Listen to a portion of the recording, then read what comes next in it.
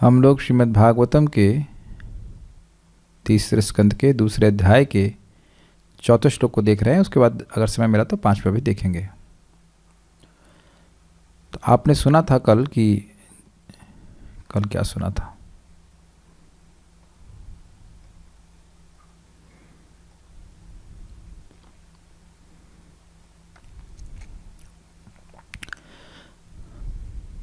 स कथं सेवया तस्य कालेन जरसं गतः पृष्ठो वार्तां प्रतिब्रूयात् भर्तुः पादावनुस्मरण।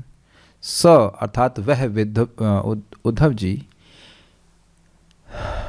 कथम वार्ता पृष्ठो कथम वार्तां प्रतिब्रूयात्, पूछे जाने पर उनकी वार्ता को बोलने में कैसे समर्थ होते। क्यों? बचपन से ही वह भगवान के भक्त थे और उनका पूरा जीवन भगवान की भक्ति में संलग्न रहा। इस कारण से भगवान के प्रेमी भक्त थे बेसिकली। और जब उनसे पूछा गया उनके स्वामी भगवान कृष्ण के बारे में, उनकी वार्ता के बारे में, तो भगवान का स्मरण करने लगे, भगवान के चरण कमलों के, अपने स्वामी के चरण कमलों का स्मरण करने लगे। भर्तु कहने से स्पष्ट है कि उनकी ममता आधिक्य सूचित हो रहा है। उनका ममता बहुत अधिक थी। केवल भगवान को भगवान के रूप में नहीं, अपने स्वामी के रूप में, अपने पालक के रूप में वह स्मरण कर रहे हैं। तो उस स्मरण के प्रभाव को इस श्लोक में कह रहे हैं। कैसे वह एक मुहूर्त के लिए अर्थात 48 मिनट के लिए भगवान कृष्ण के स्मरण के प्रभाव से समाधि में चले गए, परम आनंद में मग्न हो गए। तो उसको यहाँ पे कह रहे हैं, मेरे पीछे बोलिए। स मुहूर्तम अभूत तूष्णीम कृष्णांग्री सुधया भृशम। स मुहूर्तम अभूत तूष्णीम कृष्णांग्री सुधया भृशम। तीव्रेण भक्ति योगेन निमग्नः साधु निर्वृतः। तीव्रेण भक्ति योगेन निमग्नः साधु निर्वृतः। यहाँ पे निर्वृतः शब्द होना चाहिए, ये थोड़ी त्रुटि है। शब्दार्थ में भी देखिए निर्वृता शब्द होना चाहिए। नहीं, निर्वृता है। निर्वृता का मतलब होता है आनंद। तो निवृत्त मतलब होता है निवृत्त हो जाना, लेकिन यहाँ निर्वृता शब्द है। थोड़ा सा स्पेलिंग में मिस्टेक हो गई है, इसको थोड़ा सुधारना होगा। मैं एक बार वेदाभ्यास में भी चेक कर लेता हूँ। निर्वृता शब्द होना चाहिए।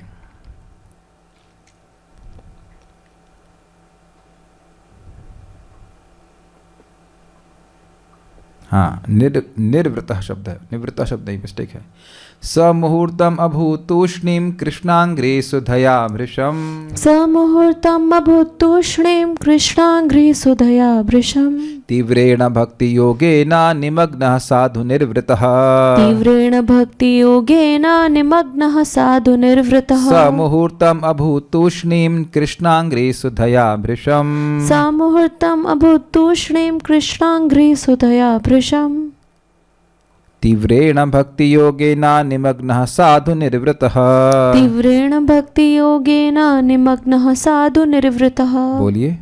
स मुहूर्तम अभूत तूष्णीम कृष्णांग्रे सुधया भृशम। स मुहूर्तम अभूत तूष्णीम कृष्णांग्रे सुधया भृशम। तीव्रेण भक्ति योगेन निमग्नः साधु निर्वृतः। तीव्रेण भक्ति योगेन निमग्नः साधु निर्वृतः। फिर से बोलिए। स मुहूर्तम अभूत तूष्णीम कृष्णांग्रे सुधया भृशम। स मुहूर्तम अभूत तूष्णीम कृष्णांग्रे सुधया भृशम। तीव्रेण भक्ति योगेन निमग्नः साधु निर्वृतः। तीव्रेण भक्ति योगेन निमग्नः साधु निर्वृतः। स मुहूर्तम अभूत तूष्णीम कृष्णांग्रे सुधया भृशम। स मुहूर्तम अभूत तूष्णीम कृष्णांग्रे सुधया भृशम। तीव्रेण भक्ति योगेन निमग्नः साधु निर्वृतः।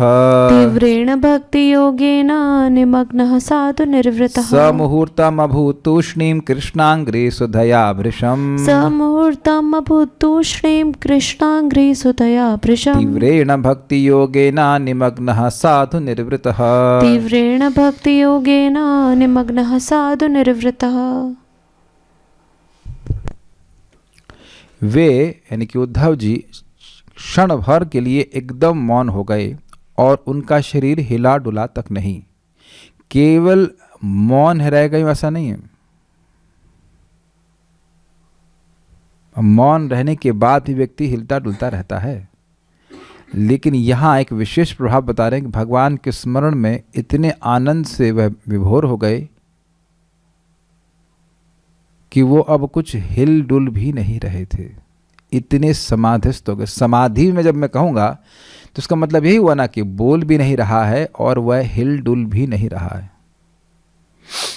Is it okay? तो ध्यान दीजिएगा इस बात का। वे भक्ति भाव में भगवान के चरण कमलों के स्मरण रूपी अमृत में पूरी तरह निमग्न हो गए और उसी भाव में वह गहरे उतरते दिखने लगे। अब ये क्या हो रहा है, ये बात थोड़ा समझने वाली है। हम कई बार समझा चुके हैं कि जब व्यक्ति को भगवान का प्रेम प्राप्त होता है तो भगवान के संबंध में कोई भी सेवा करता है उसे असीमित सुख मिलता है। तो वह भगवान कृष्ण का स्मरण करने लगे। उनके बारे में पूछा गया तो स्मरण का मतलब क्या हुआ? भगवान के रूप, भगवान की लीला, भगवान के गुण, वो तो एक सागर के समान है और उसके एक एक बूंद के आस्वादन से उनको असीमित सुख मिल रहा था। तो ऐसी कितनी ही लीलाओं का स्मरण, कितनी ही लीलाओं का दर्शन, कितनी ही लीलाओं में स्वयं उद्धव जी संलग्न हुए थे, देखे थे सामने साक्षात। तो वह मानो उस आनंद के सागर में डूब उतर रहे हो, बाहर नहीं आ रहे हैं, कभी नीचे जा रहे हैं, कभी ऊपर जा रहे हैं, कभी नीचे जा रहे हैं, कभी ऊपर जा रहे हैं, ऐसे हैं वो आनंद के सागर में ही। तो बाहर नहीं आ रहे हैं, समाधिस्थ हो गए। समझ में आ रहा है बात? यह सब वह कुछ कृत्रिम रूप से नहीं कर रहे हैं, वो अपने आप हो रहा है। देखिए, कई बार भक्तों को ये निराशा हो जाती है कि हमारा मन भगवान में नहीं लगता है। हम भगवान का स्मरण करने का प्रयास करते हैं लेकिन मन भगवान में नहीं लगता है। देखिए, समझने का प्रयास कीजिए। जिस व्यक्ति से प्रेम होता है उसका स्मरण करने में सुख होता है। जहाँ मन को सुख मिलता है मन वहीं धावित होता है, जाता है। धावन मतलब होता है दौड़ना। तो जब इस प्रकार का असीमित सुख भगवान के चिंतन से हो रहा है तो मन और कहीं क्यों धावित होगा और क्यों जाएगा कहीं पे? ये सारा विज्ञान आपको समझ में आ रहा है? तो इसके लिए ही हम लोग ये भक्ति युक्त तपस्या कर रहे हैं। इस समय जब हम भगवान का स्मरण करते हैं, भले ही हमको ऐसा सुख कभी मिले या ना मिले, लेकिन हम शुद्ध हो रहे हैं। और जब हम पूर्णतः शुद्ध हो जाएंगे तब भगवान की स्मृति इस प्रकार की समाधि की सृष्टि करती चली जाएगी। Is the language understandable?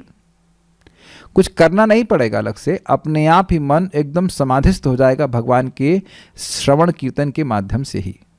जैसे यहाँ पे उन्होंने श्रवण किया तो मन उनका एकदम समाधिस्थ हो गया भगवान में। क्या सब लोग समझ गए इस बात को? But this can not be imitated. ये आप इसका अनुकरण नहीं कर सकते हैं। नियमित रूप से भगवान का स्मरण करें, श्रवण कीर्तन करें। जैसे जैसे हृदय पवित्र होने लग जाएगा वैसे वैसे अपने आप ही मन भगवान में लगने लग जाएगा। अलग से प्रयास नहीं करना पड़ेगा। अन्वय देखिए, कृष्णांग्री, अंग्री का मतलब होता है चरण। तो कृष्ण के चरण कमलों के सुधया स्मरण रूपी मकरंद से, इसका क्या मतलब हुआ? सुधा का क्या मतलब समझते हैं? सुधा मतलब होता है अमृत। तो सुधया का मतलब क्या होगा? तृतीय विभक्ति सुधा के द्वारा। तो भगवान श्री कृष्ण के चरण कमलों के स्मरण रूपी मकरंद से। भाई जब कहा जा रहा है कि अगर शाब्दिक अर्थ लें तो कहेंगे कृष्णांग्री सुधया, भगवान के चरण कमलों के अमृत से। तो भगवान के चरण कमलों के अमृत तो क्या मतलब हुआ? मतलब यह हुआ कि भगवान के रूप, गुण, नाम आदि के स्मरण के द्वारा जो अमृत रूपी सुख मिल रहा था उसके द्वारा, ठीक है, उससे मानो अमृत स्राव हो रहा है। स्राव मतलब निकल रहा है। साधु, साधु को मतलब होता है अच्छा। तो कह रहे उत्तम रूप से निर्वृत। देखिए, निवृत्त नहीं शब्द है, निर्वृत। निर्वृत का मतलब होता है आनंद। तो उत्तम रूप से परम आनंदित होकर बहुत अधिक प्रसन्न हुए। तो इससे स्पष्ट समझ में आ रहा है कि वह भगवान के अतिशय प्रेमी हैं। इसीलिए भगवान के चरण कमलों के स्मरण मात्र से, भगवान की लीला के स्मरण मात्र से उनको परम आनंद प्राप्त हो रहा है। साधु निर्वृता, उत्तम रूप से आनंदित हो गए, खूब आनंद आया उनको। यही बात तो लोग समझ नहीं पा रहे हैं। अशुद्ध हृदय होता है तो वह सोचता है कि ये श्रवण कीर्तन तो चलता ही रहेगा, मतलब चलता तो रहेगा ही, अनादिकाल से चल ही रहा है, हमको नहीं भी मिलेगा तो क्या। या हमारे पीछे भक्त इतना क्यों लगते हैं श्रवण कीर्तन में आने के लिए? क्योंकि श्रवण कीर्तन भगवान का सबसे बड़ा सुख है जीवात्मा के लिए। बद्ध अवस्था में व्यक्ति समझ नहीं पाता, इसलिए इसकी उपेक्षा करता है। इसकी जगह इसके प्रति महत्व बुद्धि न रखकर अन्य वस्तुओं के श्रवण कीर्तन में लगता है। जरा आप विचार कीजिए कि जो अन्य वस्तुओं का श्रवण कीर्तन कर रहे हैं उससे क्या कोई भी सुख मिल रहा है? यहाँ तो शोक, मोह और भय ये प्रत्यक्षतः दूर होते हुए दिखता है, लेकिन जिन भौतिक शब्दों को हम सुन रहे हैं उससे क्या जरा सा भी सुख मिल रहा है? प्रभुपाद जी बहुत सुंदर समझा रहे थे कि देखिए, जितना व्यक्ति का मन भोग प्राप्ति में या भोगों में लगा रहता है, उतना ही वह व्यक्ति और दुखों का अनुभव करता है, उतना ही और असंतुष्टि का अनुभव करता है। इसमें तो ये तो दृष्ट है, ऐसे तो अनुभव की बात है। तो वह भगवान के श्रवण कीर्तन के द्वारा परम निर्वृत आनंदित हुए। इसीलिए जो श्रीमद् भागवतम की कथा है, ये लोगों को सुखी करने के लिए है। अगर किसी को कथा में बुला रहे हैं तो उसको सुखी करने के लिए है, और धीरे धीरे जैसे हमारा हृदय शुद्ध होता जाता है, ये सुख साक्षात अनुभव होता है। इसीलिए व्यक्ति इसमें निष्ठ होता जाता है। चलो चलो चलो चलो, कथा करो कथा करो कथा करो, कथा सुनना है कथा सुनना है। लेकिन बिना कथा सुने, बिना नाम जप किए इस सुख का अनुभव नहीं किया जा सकता। तो इस प्रकार से आनंदित हुए। उसके बाद कहते हैं तीव्रेणा भक्ति योगेना, तीव्र भक्ति योग के द्वारा भृशम निमग्न। भृशम का मतलब होता है अत्यधिक, अत्यंत, और निमग्न मतलब निमज्जित हो गए। और वह निमज्ज, अत्यंत निमग्न स, यानी वह महात्मा उद्धव मुहूर्तम तूष्णिम अभूत, एक मुहूर्त के लिए निशब्द हो गए। तो यहाँ तूष्णिम का मतलब है शब्द, शांत तो हो ही गए, उनका शरीर भी हिल डुल नहीं रहा था, जैसे कि प्रभुपाद जी अनुवाद में बताते हैं। तो इसलिए प्रभुपाद जी अनुवाद को टीकाओं के अनुसार लिखते हैं। तूष्णी का अर्थ होता है चुप हो जाना, लेकिन चुप होने के बाद भी व्यक्ति हिल डुल सकता है। अब मैं चुप हो गया लेकिन हिल डुल तो रहा ही हूं। तो चुप होने के बाद भी लोग हिलते डुलते हैं, जैसे यहां श्रोतागण तो चुप ही हैं, इसका मतलब तो ना हिल नहीं रहे। हमको दिक्कत नहीं है हिल ही रहे, कि हम बोल रहे हैं कि चुप होने के बाद भी व्यक्ति हिलता डुलता है कि नहीं। लेकिन यहां पे एकदम, तो वो आनंद इतना उनके मन को पकड़ लिया है कि उनका मन ही कहीं हिल नहीं रहा। जब मन ही नहीं हिल रहा है तो इंद्रियां कैसे हिलेंगी? आप जानते हैं सारी इंद्रियां मन के अंतर्गत हैं, मन के बाहर नहीं है। तो जब मन ही नहीं हिल रहा है, मन को उस आनंद ने पकड़ लिया है, एकदम स्थिर कर दिया है, तो अब इंद्रियां कैसे हिलेंगी? इस बात को श्रीला रूप गोस्वामी जी के वक्तव्य से भी हम सुनेंगे। रूप गोस्वामी जी कहते हैं कि जब मैं शब्द बोलता हूं कृष्णा, तो मेरे हृदय में, मेरे वाणी में, मेरे जीव में इतना रस मिलता है कि मुझे इच्छा होती है कि मैं करोड़ों करोड़ों मुख प्राप्त करता। और जब वह कृष्णा शब्द मेरे कान में जाता है तो मैं इच्छा करता हूं कि मेरे अरबों अरबों कान हो, अरबों कान हो। और जब वह हरे कृष्ण मंत्र, भगवान का नाम या कृष्ण शब्द मेरे कानों के रास्ते से मेरे मन में जाता है, तो मेरे मन को पूरी तरह से स्तंभित करता है। स्तंभित मीन्स फ्रीज कर देता है। तो ये जो हम लोग को बोला गया है, हरे कृष्ण मंत्र बोलो और हरे कृष्ण मंत्र सुनो, ये मन को ही स्तंभित करने की प्रक्रिया है। ये हमारे कल्याण के लिए ही बोला जा रहा है।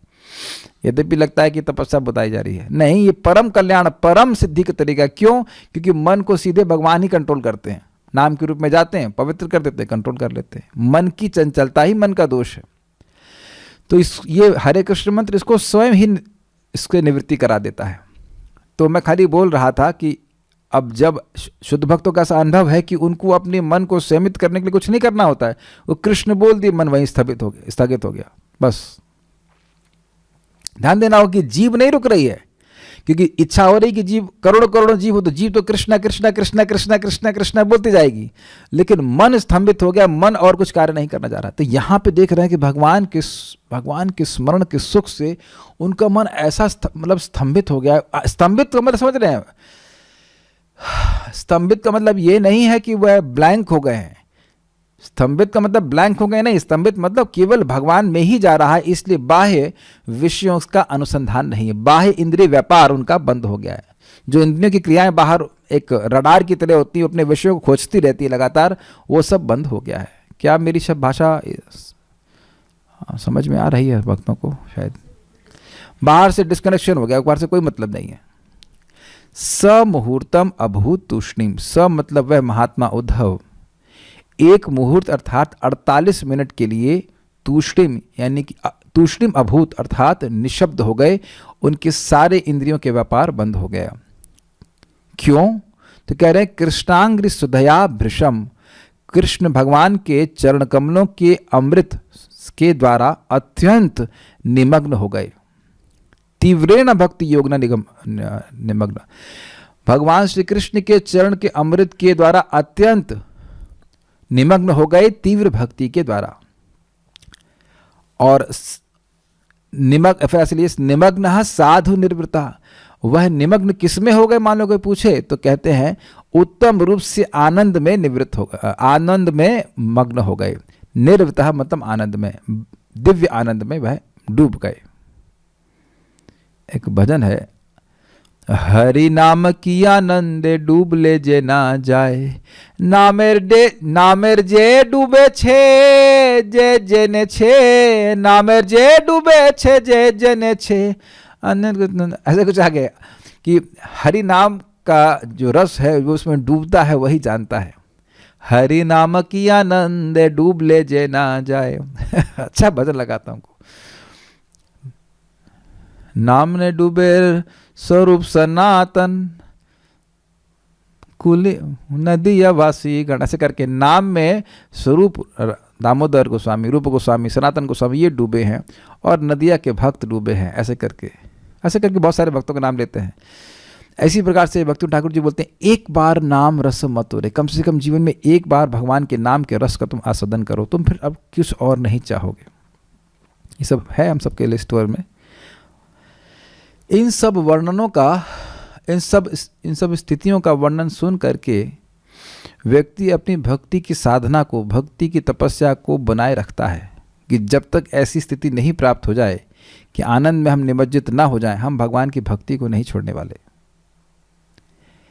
प्रत्यक्षावगमम धर्मम सुसुखम कर्तुम अव्ययम, प्रत्यक्ष रूप से इस भक्ति के सुख का अवबोध भक्त को होता है। श्रीधरी, भगवान श्री कृष्ण के चरण कमल की सुधा से पूर्ण रूप से सराबोर हो गए उद्धव जी और तीव्र भक्ति योग के कारण विवश होकर उसी में मग्न भी होकर डूब गए। तीव्र भक्ति योग मानो जैसे हाँ मैं कहूँ कि गंगा जी की धारा बड़ी तीव्रता से बह रही है, उस अर्थ में तीव्र समझ रहे हैं। भक्ति योग की धारा निरंतर भगवान कृष्ण की तरफ इतनी तीव्रता से बह रही है कि अब उद्धव जी विवश हो गए, वह अब अपने को बाहर निकालने में समर्थ नहीं हो पा रहे थे, वह इसमें डूब गए। Is it okay? मन की धारा भक्ति के प्रभाव से इतनी तीव्रता से भगवान की तरफ जा रही थी कि उसको अब बाह्य विषयों में मोड़ना वह संभव नहीं। जैसे अब गंगा जी की धारा को आप देख करके तो सोच ही नहीं सकते हैं कि इसकी धारा को कहीं और बढ़ा देंगे, नहीं। अविरत तो है लेकिन तीव्र, एकदम इतनी तीव्रता से, इतनी तेजी से उनके भक्ति योग के कारण उनकी मन की धारा भगवान की तरफ जा रही थी कि अब उसको थाम पाना उनके लिए संभव नहीं था। नेक्स्ट, सारार्थ दर्शनी। यह श्लोक उद्धव द्वारा कृष्ण चरणारविंद स्मरण का विवरण देता है। कैसे? पिछले श्लोक में लिखा था कि भर्तुर पादावनुस्मरण, अपने स्वामी के चरण कमलों का वह स्मरण कर रहे थे। तो यहाँ विवरण है कि वो कैसे स्मरण कर रहे थे। तो बड़े आनंद से स्मरण कर रहे थे, इतने आनंद से स्मरण कर रहे थे कि दुनिया की खबर ही नहीं रही। जब विदुर जी के प्रश्नों द्वारा उनकी मूर्छा भंग हुई तो उद्धव इस प्रकार के वचन कहते हैं, ओह ओह, मैं अपने प्रभु से विलग कर दिया गया हूँ। वह भगवान के चरणारविंद के स्मरण के माध्यम से साक्षात भगवत संगति द्वारा प्राप्त कृष्ण के सौंदर्य की सुधा के आस्वादन के कारण एक मुहूर्तम अर्थात 48 मिनट तक तूष्णिम अर्थात चुप रहे। थोड़ा समझने का प्रयास कीजिए। देखिए, वैसे भी भगवान के विरह से वह भगवान के स्मरण में ही खोए हुए थे। अब जब वह उनको प्रश्न पूछा गया विदुर जी के द्वारा तो सुने तो सही, उसको सुने तो उनकी एक जो मूर्छा थी वो भंग हुई। अब जब मूर्छा भंग हुई तो भगवान कृष्ण के ऐसी उनको अनुभूति हुई कि मैं तो भगवान कृष्ण से विरह में हूँ। भगवान कृष्ण तो अपने धाम में चले गए, मैं तो कृष्ण के वियोग में यहाँ पे रह रहा हूँ, भगवान तो अपने धाम में चले गए, मैं तो यहीं पे रह गया। तो अब वह और विरह का अनुभव करने लगे। सारा सीक्वेंस समझ पा रहे हैं? वह बैठे हुए यमुना जी के तट पर और भगवान का स्मरण कर रहे हैं और विदुर जी कुछ बोले तब उनकी मूर्छा भंग हुई। विदुर जी बोले ना कि आप तीर्थ कीर्ति भगवान कृष्ण की कीर्ति को कहिए, हे सखे हे उद्धव जी उसको कहिए। भाई समझने का प्रयास कीजिए। उद्धव जी को देखे थे प्रणय न आलिंगन, आलिंग्य, उनका आलिंगन किए थे बड़े प्रेम से, तो सब बातें इनके बीच में इंटरेक्शन हुआ था। और उसके बाद विदुर जी प्रश्न करने लगे थे, तो जब उनके प्रश्न को सुने तो उनको बात फिर से याद आ गई कि भगवान तो चले गए। Is it okay? ऐसा नहीं है कि वो भगवान को भूल गए हो, अब उनको याद आ रही हो, नहीं, भगवान को तो वो पहले से याद कर रहे थे। जब विदुर जी नहीं थे तब भी याद कर रहे थे। विदुर जी ने प्रश्न किया तो उनकी स्मृति और प्रगाढ़ हो गई, फिर से और बढ़ गई। तो कहने ओह, उनको आभास हुआ या उनको अनुसंधान हुआ, इस बात का अवेयरनेस आई कि अरे मैं तो अपने प्रभु से विलग कर दिया हूँ। विदुर जी विलग नहीं किए, विदुर जी नहीं विलग किए, विदुर जी प्रश्न किए। तो उस प्रश्न के द्वारा उनकी मूर्छा भंग हुई और फिर वह सोचने लगे अरे मैं तो भगवान से अलग कर दिया गया हूँ। तो अब उनका विरह और बढ़ गया। अब क्या हुआ? अब जो विरह बढ़ गया, इससे भगवान का स्मरण और तीव्र हो गया। अब होता क्या है, देखिए भगवान तो हमेशा उपस्थित हैं, लेकिन जब भगवान के भक्तों का, जो प्रेमी भक्त हैं, विरह बहुत अधिक बढ़ जाता है, तो वह अब भगवान के उस विरह के द्वारा वो जो भगवान का अप्राकट्य है, जो भगवान नहीं दिख रहे हैं, वो बैरियर, वह जो रुकावट है, वह टूट जाता है और वह भगवान की लीला का दर्शन कर पाते हैं। ये विज्ञान समझ में आ रहा है। भगवान के विरह के कारण भगवान की लीला को देखने का, भगवान का साक्षात दर्शन करने का उत्कट लालसा बहुत बढ़ जाती है। उस लालसा के कारण जो आवरण है, जिसके कारण भक्त भगवान को नहीं देख पा रहा है, वह हट जाता है और वह भगवान की लीला को देख पाता है। इसीलिए भगवान की लीला की स्फूर्ति उसको होती है। तो आप कहेंगे हमें क्यों नहीं दिखती है? क्योंकि हम वस्तुतः देखना नहीं चाहते। बात तो यह है, हम लोगों को इस समय भगवान की लीला इसलिए नहीं दिखती है क्योंकि हम देखना चाहते नहीं हैं। तो जो उत्कंठा इतनी बढ़ गई है, उस जहाँ पे कह रहे ना कि मैं विलग कर दिया गया हूँ, विरह का अनुभव कर रहे हैं, तो उत्कंठा इतनी बढ़ जाती है कि वो जो आवरण है योग माया का, वह हट जाता है। जैसे गोपाल भट्ट गोस्वामी को, वो वेंकट भट्ट के बेटे हैं, तो साउथ इंडिया में श्रीमन चैतन्य महाप्रभु मिले, उनके घर में 4 महीना रहे। तो उनको एक बहुत बड़ा दुख था कि श्रीमन चैतन्य महाप्रभु को मैं सन्यासी के रूप में देख रहा हूँ, उनको गृहस्थ के रूप में बड़े बड़े सुंदर सुंदर बालों के संग नहीं देख पा रहा। तो ये उनको दुख बहुत अधिक था और वह भगवान चैतन्य महाप्रभु की गृहस्थ लीला को, जब गृहस्थ धर्म को स्वीकार करके और गृहस्थ में प्रवेश करके वह महाप्रभु जो लीला किए थे, संकीर्तन लीला, वह देखना चाहते थे।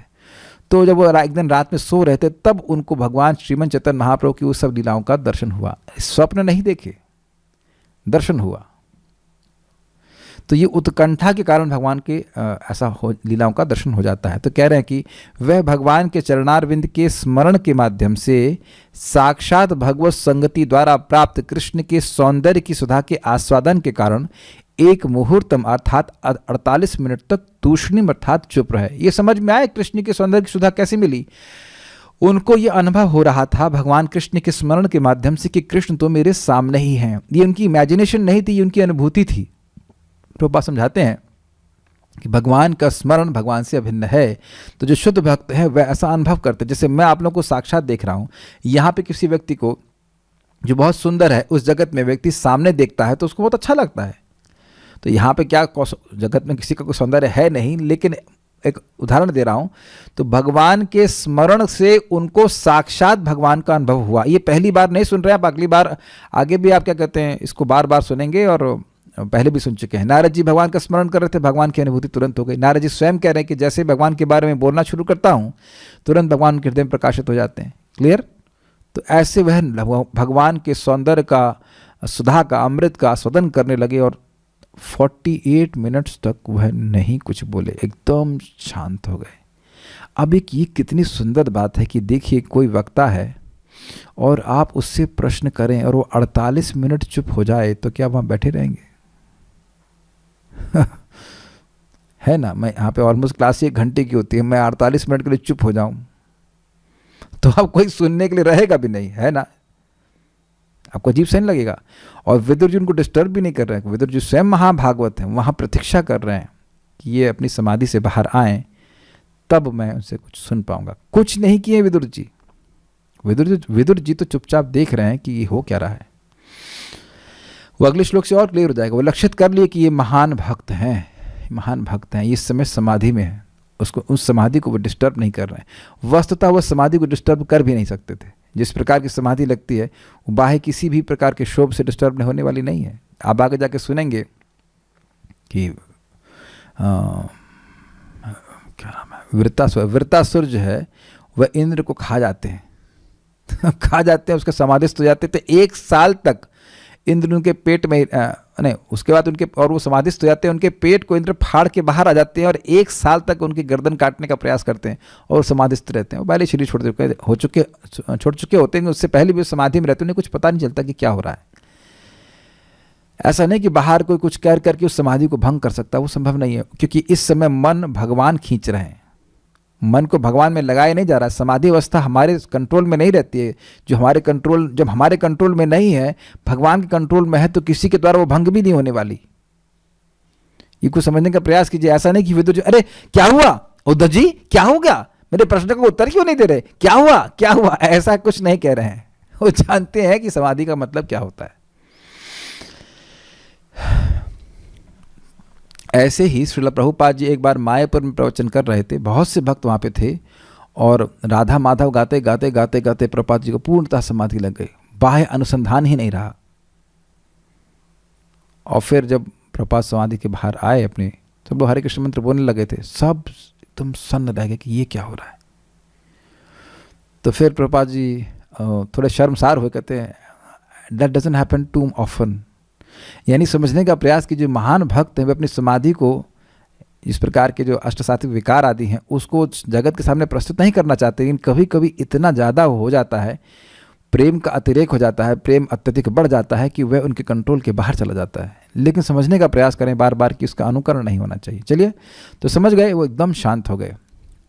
वह भक्ति योगेना अर्थात प्रेम के आस्वादन में निमज्जित हो गए, डूब गए।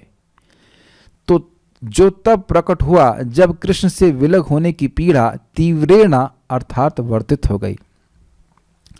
तो यहाँ कह रहे हैं कि जो उनकी अवेयरनेस आई, उनको अनुसंधान हुआ कि मैं तो कृष्ण से अलग कर दिया गया हूँ, इस कारण से उनको विरह का अनुभव होने लगा। अब जब विरह का अनुभव होने लगा तो उस विरह के द्वारा प्रेम का आस्वादन और अधिक बढ़ गया। विरह में व्यक्ति का प्रेम भगवान से और अधिक बढ़ जाता है। तो विरह का अनुभव हुआ, तो विरह की तीव्रता के कारण भक्ति योग और बढ़ गया और उस कारण से भक्ति का यानी प्रेम का आस्वादन करके उसमें निमज्जित हो गए। इसके द्वारा उन्हें अपनी पूर्व पीढ़ा विस्मृत हुई। कौन सी पूर्व पीढ़ा? वो जानते हैं कि भगवान अपने धाम को चले गए थे, उनको यहीं छोड़ गए थे, कुछ समय के लिए कुछ कारण से छोड़ गए थे, लेकिन उनको याद आ गई बात। तथा वह कुछ काल तक इस निर्वृत अर्थात आनंदमय अवस्था में ही साधु अर्थात शांतिपूर्ण अवस्था जैसी हो वैसी अवस्था में रहते। अब आप लोग कंफ्यूज हो गए होंगे, अरे अभी तो कह रहे हैं पीड़ा, अभी तो कह रहे हैं आनंद, ये क्या बोल रहे हैं? एक बात बोलिए, देखिए, हाँ, देखा जाए, समझने का प्रयास कीजिए कि भगवान का प्रेम ऐसा है जो कालकूट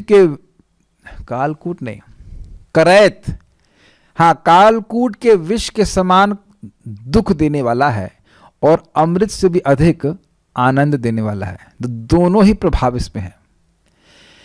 करैत सांप का बच्चा उसको बहुत जहरीला कहा जाता है, सपोला कहेंगे। उसका विष जितना पीड़ा दे उतनी पीड़ा प्रेम देता है।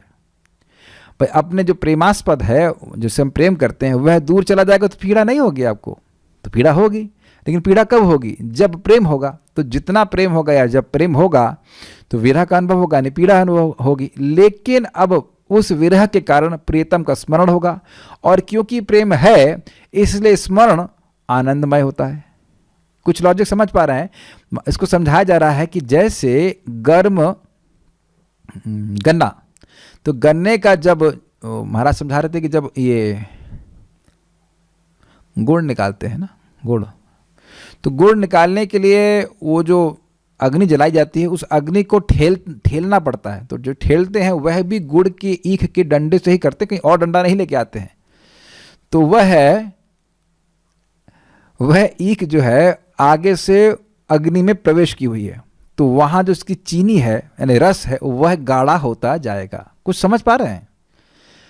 जो अग्नि नीचे से जलाई जा रही है उसको, जिसमें कि जिसमें गन्ने का रस उबालते हैं, ऐसे ना करते हैं ना, तो गन्ने का रस उबाल रहे हैं तो उसकी जो अग्नि है उसको लकड़ी से ठेलना नहीं पड़ेगा। छोटी सी लंबी सी जो ईख की लकड़ी है, लकड़ी नहीं, ईख कह लेंगे, उस गन्ने से ही उसको ठेलते हैं, यही करते हैं ना।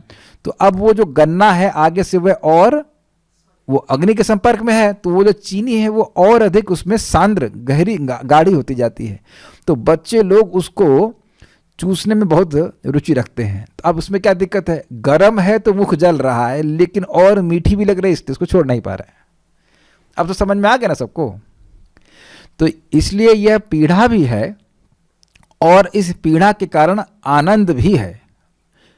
पीड़ा क्यों है? क्योंकि भगवान से प्रेम है, तो भगवान से विरह अनुभव होगा तो पीड़ा होगी। भाई किसी से भी विरह होता है, अगर प्रेम के कारण तो विरह होगा तो दर्द होगा, आपको दुख होगा कि हमारे साथ वो व्यक्ति नहीं है। लेकिन अब भगवान से प्रेम होने का प्रभाव यह है कि भगवान साक्षात अनुभव कर रहा है व्यक्ति कि भगवान सामने है। तो जब भगवान सामने हैं तो उनके भगवान के जो सौंदर्य का अमृत है उसका अनुभव भी हो रहा है। तो एक साथ दोनों गुण उसमें विद्यमान है। उम्मीद है कि आप इस बात को समझ पाए होंगे। सुबोधनी, केवल उनकी वाणी में ही शक्ति ना हो ऐसा नहीं था, अपितु सर्व इंद्रिय व्यापार राहित्य को कहने के लिए यह श्लोक कहते। देखिए प्रभुपाद जी, हाँ और दूसरी बात छूट गई, एक मिनट रुक जाइए। और साधु अर्थात शांतिपूर्ण अवस्था जैसी हो वैसी अवस्था में रहे, इसको एक बार देख लेते हैं।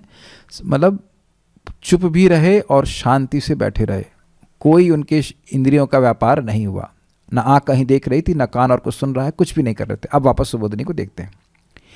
केवल उनकी वाणी में ही शक्ति ना हो ऐसा नहीं था, अपितु सर्व इंद्रिय व्यापार राहित्य को कहने के लिए यह श्लोक कहते हैं। अर्थात केवल वह चुप हो गए ऐसा ही नहीं है, अपितु उनकी सारी इंद्रियों का जो व्यापार है, इंद्रियों का ट्रांजैक्शन, वो सब बंद हो गया। वह कुछ ना सोच रहे, ना देख रहे थे, ना बोल रहे थे, ना छू रहे थे, कुछ भी वह कार्य नहीं कर रहे थे। मुहूर्त मात्र के लिए ही वे भगवान में स्थित हो गए, अर्थात समाधि में स्थित हो गए, भगवान के स्मरण में ही। भगवान के चरणों के स्मरण से वे उनके चरण के समीप चले गए, अर्थात भगवान की अनुभूति होने लगी। तूष्णी अर्थात सर्वेंद्रिय व्यापार राहित्य, मतलब सभी प्रकार के इंद्रियों के कार्य से रहित हो गए थे। उनकी सद्य मुक्ति को कहते हैं कृष्णांग्रि सुधया निर्वृत्त से। क्या मतलब हुआ? जैसे व्यक्ति मुक्त होकर के दिव्य आनंद की अनुभूति करता है, उसी तरह तत्क्षण उसी क्षण वह भगवान श्री कृष्ण के अमृत का, सौंदर्य के अमृत का या सुधा रूपी अमृत का आनंद भोगने लगे। समझ में आया? वे दिव्य आनंद की प्राप्ति की यह अर्थ है। ये नहीं समझ में आ रहा है? तुरंत ही मुक्त हो गए, मतलब भाई मुक्ति के बाद व्यक्ति को सुख मिलता है, दिव्य सुख मिलता है। तो कह रहे हैं कि ये जो कह रहे हैं कि उनको कृष्ण के चरणों का आनंद मिला, इससे उनकी सद्य मुक्ति का वर्णन कर रहा है कि जीते जी ही वे मुक्त हो गए, वह तुरंत ही मुक्त हो गए। सुधा पद से यहाँ प्राण लया भाव सूचित होता है। अब बड़ा सुंदर, बहुत सुंदर बात कहे। क्या कह रहे हैं कि भाई कोई कहे कि भाई मुक्ति तो मरने के बाद होती है ना, मुक्ति तो मरने के बाद होती है। तो कहते हैं नहीं, मरे नहीं, क्योंकि सुधा पी रहे थे ना, अमृत पीने से कोई मरता थोड़ी ना है। तो उससे कह रहे हैं कि यहीं जीते जी अमृत पी रहे हैं, लेकिन जो मरने के बाद जो व्यक्ति मुक्त होता है, भगवान के धाम जाता है, वो जो सुख मिलता है उनको यही मिल रहा था, इसलिए मरे नहीं। प्राण के लय का अभाव, प्राण नहीं गया क्योंकि अमृत पी रहे हैं। अमृत पी रहे हैं तो प्राण कैसे चले जाएंगे? क्या क्या लोग सोचे हैं आचार्य गण पे हैं। तथा स्मरण में वह आनंद आविर्भूत हुआ, वो मरे नहीं, अपितु भगवान के स्मरण से ही भगवान के चरण कमलों के सुधा का वह पान कर पाए। तो कैसे मिला वो आनंद? कहते हैं उस आनंद के उपाय को कहने के लिए कहते हैं तीव्रेण भक्ति योगेना साधु निमग्ना। भाई क्यों प्राप्त कर पाए? तो कह रहे हैं कि तीव्र भक्ति के द्वारा वह उस आनंद में निमग्न हो पाए। अब देखिए दूसरा अर्थ कह रहे हैं, तीव्र अर्थात गति से, बड़ी तीव्रता से जा रहा है, मतलब बड़ी गति से कोई जा रहा है। बाह्य व्यापार छेदन का सामर्थ्य सूचित होता है। ये क्या बोले, लैंग्वेज कठिन लेकिन अर्थ बड़ा सुंदर है। जैसे कोई तीव्र तलवार हो तो वह किसी वस्तु को छिन्न भिन्न कर देगी कि नहीं? कोई धागा है, कोई रस्सी है, कोई बंधन है, तो उसको वह कोई तीव्र तीक्ष्ण तलवार काट देगी ना। अब समझ में आया, अर्थ अच्छा लगा आपको? तो ये जो इंद्रियों का व्यापार है तो बड़ा स्ट्रांग रोप है, तो बांधा कर रखा है जीव को, इधर भाग रहा है, इधर इधर इंद्रिय भाग रही हैं।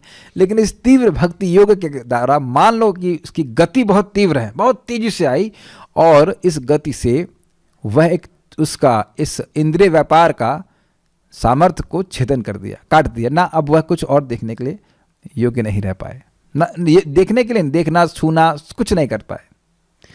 अच्छा अर्थ है ना, काफ़ी इंटरेस्टिंग अर्थ है।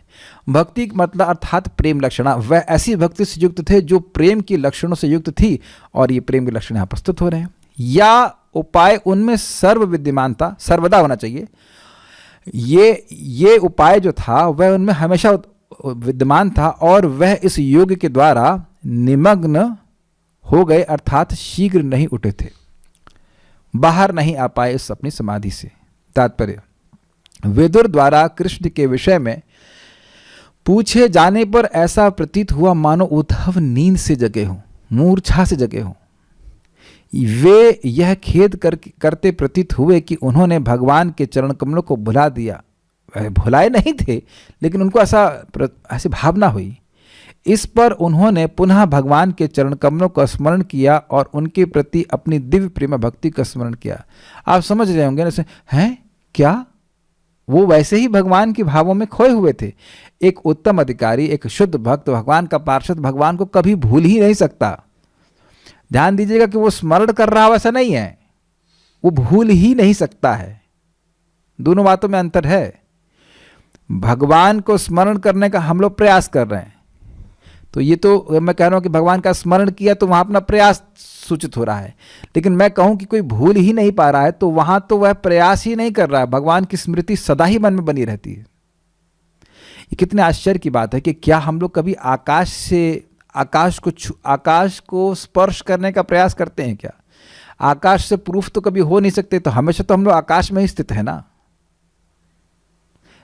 जैसे हम लोग आकाश से कभी अलग नहीं हो सकते, ऐसे भगवान से कभी अलग नहीं हो सकते, लेकिन फिर भी माया का ऐसा प्रभाव है कि भगवान की विस्मृति हो जाती है। हर वस्तु तो भगवान की है, जो कुछ भी हमारे पास है सब भगवान का है, हम स्वयं भगवान के हैं, लेकिन माया के कारण भगवान की स्मृति नहीं होती है। ये एक अद्भुत सी बात। तो अब जिसके ऊपर माया का प्रभाव है ही नहीं, शुद्ध भक्त, वो भगवान का विस्मरण कैसे कर सकता है? सोते जागते चलते बनते हुए हमेशा भगवान का ही स्मरण करेगा। Is that okay? तो ऐसा हो ही नहीं सकता कि वह कभी भूल गए हों, लेकिन अब भगवान के विरह के कारण या वहाँ से बहुत समय से दूर हैं, एटलीस्ट बाह्य रूप से, तो वो खोए हुए थे, भगवान के विचारों में खोए हुए थे, उसमें मूर्छित से हो गए थे। लेकिन फिर वह जब वो विदुर जी के द्वारा प्रश्न किया गया तो मानो वह नींद से जागे हों, उनकी मूर्छा भंग हुई थी। और फिर वह भगवान, अच्छा फिर वह प्रश्न किए भगवान कृष्ण के बारे में, तो फिर से वह और तीव्रता से स्मरण करने लगे। तो अब वो क्या, इसीलिए कह रहे हैं कि अपने दिव्य प्रेम भक्ति का स्मरण किया।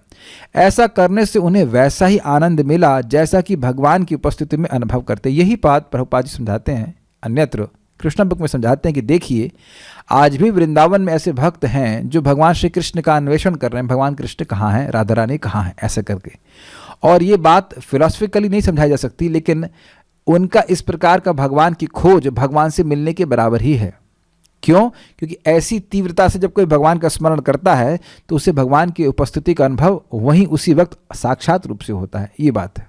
तो मुख्य बात है उत्कंठा की, और अगर उत्कंठा होती है तो व्यक्ति भगवान का अनुभव कर सकता है। इसीलिए कह रहे हैं चूंकि भगवान परम पूर्ण है, अतएव उनकी स्मृति तथा उनकी सदेह उपस्थिति में कोई अंतर नहीं है। Is that okay?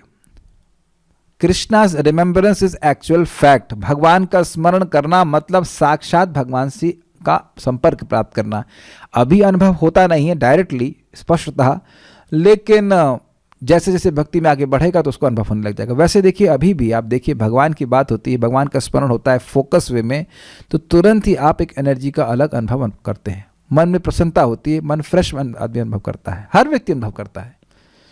तो इससे समझ लेना चाहिए कि यद्यपि हमें साक्षात नहीं दिख रहे हैं भगवान, लेकिन भगवान निश्चित रूप से ऐसी वार्ताओं में उपस्थित होते हैं जहाँ उनका गुणगान शुद्ध रूप से किया जा रहा हो। ठीक है? इस तरह उद्धव एक क्षण के लिए, एक क्षण का मतलब था वही 48 मिनट, कुछ समय के लिए पूर्णतः मौन रहे, किंतु वे उस आनंद में अधिकाधिक गहरे जाते प्रतीत हुए, बाहर नहीं आ रहे थे। भाई मान लो कोई समुद्र में गिर रहा है तो आप क्या देखेंगे, वो और गहरा और गहरा और गहरा समुद्र में डूबता जा रहा है। यही चीज विदुर जी देख रहे थे कि इनकी समाधि तो और गहरी होती चली जा रही है। आगे के श्लोकों में आप देखेंगे कि इतनी गहरी हो गई कि वो भगवान के लोक में ही चले गए, यहीं सामने रहते रहते भगवान के लोक में प्रवेश कर गए। भावावेश का प्रदर्शन महाभागवतों द्वारा किया जाता है। अभी तो हम महाभागवत की बात छोड़ दीजिए, अभी तो हम भागवत भी नहीं बने, भक्ति करने का प्रयास कर रहे हैं। इसलिए यह सोचना नहीं चाहिए कि हमारे शरीर में क्यों प्रकट नहीं हो रहे हैं। जब प्रकट होना होगा तब हो जाएगा, उधर चिंता ना करें। अभी भक्ति को इम्प्रूव करने का प्रयास हम लोग करें। शरीर में 8 प्रकार के दिव्य परिवर्तन होते हैं। ये है अश्रु, कंपन, प्रस्वेदन, प्रस्वेदन मतलब पसीना, बेचैनी, रोमांच, गले का रुंधना इत्यादि। और विदुर के समक्ष उद्धव में इन सब का प्राकट्य हुआ। तो एक बात थोड़ा समझ लेना चाहिए कि ये सब जब हमें अभी प्रकट हो नहीं रहे तो इनके बारे में सुनने की क्या जरूरत है,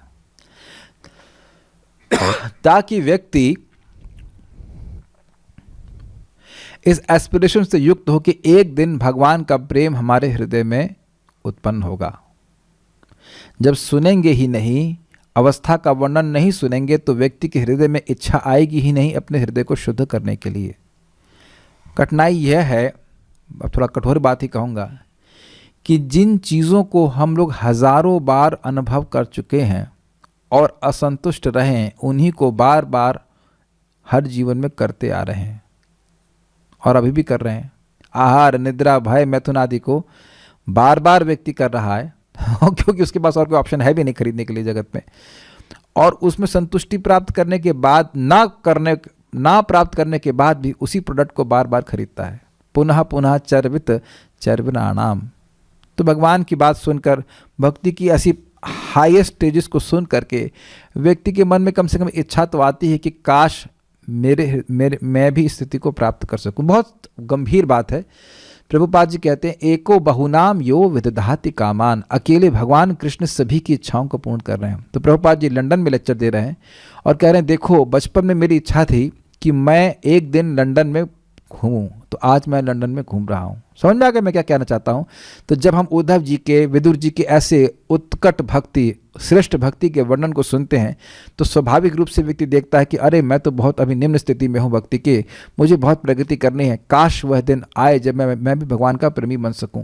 तो भगवान इस इच्छा को नोट कर लेते हैं और एक दिन वह अपनी कृपा से, अपनी व्यवस्था से हमें योग्य बनाएंगे इस प्रकार का प्रेम प्राप्त करने के लिए। इसलिए और कोई इसमें कोई हाव नहीं होना चाहिए कि ये कैसे मिलेगा। भगवान की भक्ति करते रहिए, क्रमे क्रमे से ही भक्त होय बे उत्तम। हर व्यक्ति नियोफाइट स्टेज से, कनिष्ठ लेवल से शुरू करता है, भक्ति करते करते करते करते एक दिन वह उत्तम अधिकारी के पद पे पहुंचता है, महाभागवत बन जाता है ना। इसे लक्का हीरा भगवान का नाम उच्चारण करते करते उसी जीवन में भगवान का प्रेम प्राप्त कर गई। तो उम्मीद है कि आप इस बातों को ग्रहण कर रहे होंगे। आगे उनके और जो मतलब सिम्टम्स थे, लक्षण थे, प्रकट, उसका वर्णन होगा तो हम उसको कल देखेंगे। समय तो आज यहाँ पे समाप्त हो गया। कोई प्रश्न तो भक्तों का है नहीं। मैं देखता हूँ टेलीग्राम पे कोई प्रश्न है क्या, नहीं। So stop here. Shrimad Bhagavatam की जय, श्रील प्रभुपाद की जय, निताई गौर प्रेमानंदे।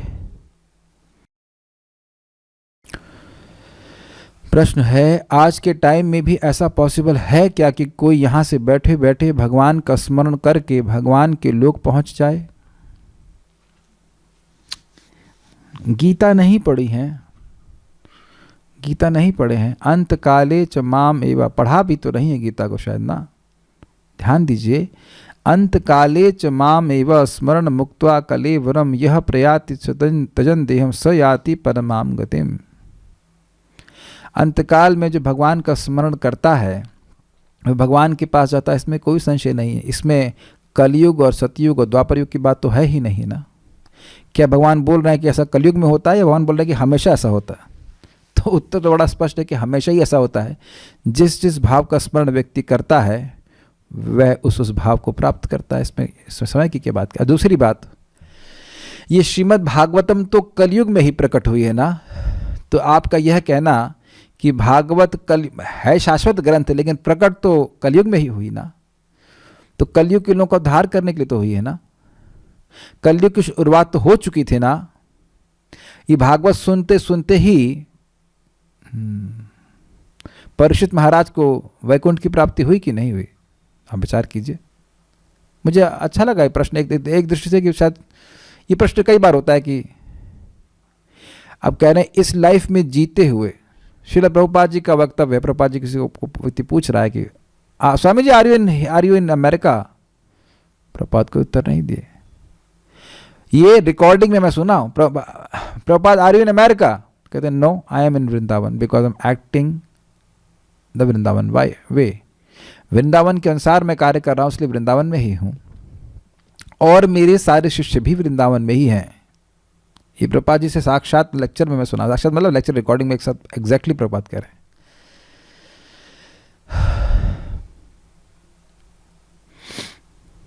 तो ये सोचना कि लोग धाम में प्रवेश नहीं कर सकते हैं, ऐसा नहीं है। देखिए, जो इस प्रकार की इस सिद्धि को प्राप्त किए हैं वो फेसबुक पे कोई अपना चैनल नहीं खोलेंगे। जब आपको हमको ये अनुभूति होगी तो उसके हम इसको सबको बताएंगे नहीं। ये सब बताने वाली बात है ना होती।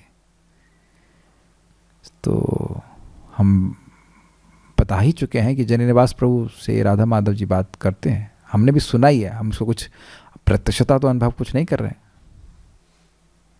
इस्कॉन के ही डिवोटी हैं, प्रभुपाद जी के शिष्य हैं, तो क्या कठिनाई है स्वीकार करने में। तो आज के युग से क्या मतलब है? कहने का मतलब ये है कि आज के युग में कोई व्यक्ति भगवान का प्रेम नहीं प्राप्त कर सकता। क्या आप ये कहना चाहते हैं? लखा हीरा को भगवान का प्रेम प्राप्त हुआ 500 साल पहले, तो क्या 500 साल पहले बहुत पुरानी घटना है? मैं डांट नहीं रहा हूं, मैं एक विचार प्रस्तुत कर रहा हूं कि भाई क्या 500 साल पहले कोई बहुत पुरानी घटना है? और क्या लखा हीरा एकमात्र ऐसी भक्त है जिसे महाप्रभु की कृपा से भगवान का प्रेम प्राप्त हुआ? भक्तों की कृपा से। शुद्ध नाम भी एक स्टेज है ना